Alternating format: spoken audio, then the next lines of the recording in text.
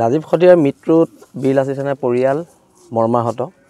কাৰণ ৰাজীৱ ব্যক্তিগতভাৱে মোৰ খুব ভাল বন্ধু আছিলে। প্ৰায় আমাৰ ফোনত কথা বতৰা হয় ঘণ্টা ঘণ্টা জুৰি। আৰু বীৰ লাচিত সেনাৰ এনেকুৱা এটা অনুষ্ঠান নাই, এনেকুৱা এটা লাচিত দিৱস নাই য'ত ৰাজীৱ খদিয়াই গান গোৱা নাই। আমি জাতীয়তাবাদী চিন্তাধাৰাৰে উদ্বুদ্ধ, সেইকাৰণে ৰাজীৱ খদিয়াৰ দৰে বিপ্লৱী শিল্পীক প্ৰত্যেক বছৰে বীৰ লাচিত সেনাৰ যিকোনো অনুষ্ঠানত ৰাজীৱ খদিয়া থাকিবই।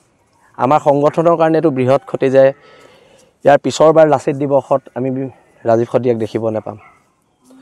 বৃহৎ ক্ষতি। আমাৰ প্ৰত্যেকজন ল'ৰাৰ মুখে মুখে কেৱল এইটোৱে কথা যে ৰাজীৱ দাই গান নেগালে এতিয়া কোনে গাব। আৰু এনেকুৱা এজন বিপ্লৱী শিল্পী, জাতীয়তাবাদী শিল্পী অসমত আৰু দ্বিতীয়জন যে আছে বৰ্তমান সময়ত আমাৰ মনে নধৰে।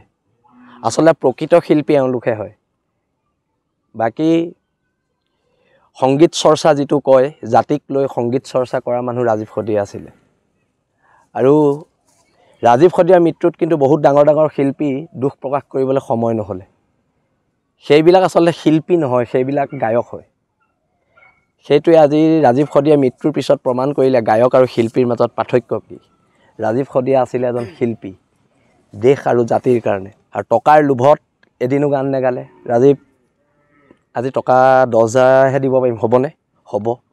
আজি যদি টকা 10,000 দিম বুলি বাকী গায়কসকলক কওঁ, তেওঁলোকে মঞ্চলৈ অহাটো বাদেই দিয়ক, তেওঁলোকে আমাৰ ফোনেই ৰিচিভ নকৰিব।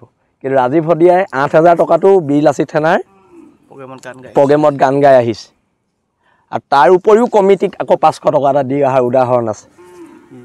এনেকুৱা ধৰণৰ শিল্পী আছিলে ৰাজীৱ খদিয়া। এতিয়া হিমন্ত বিশ্ব শৰ্মা চৰকাৰে ৰাজীৱ খদিয়াৰ পত্নীক সংস্থাপন দিব লাগিব আৰু সন্মানে দিব লাগিব। সেইটো স্পষ্ট কথা।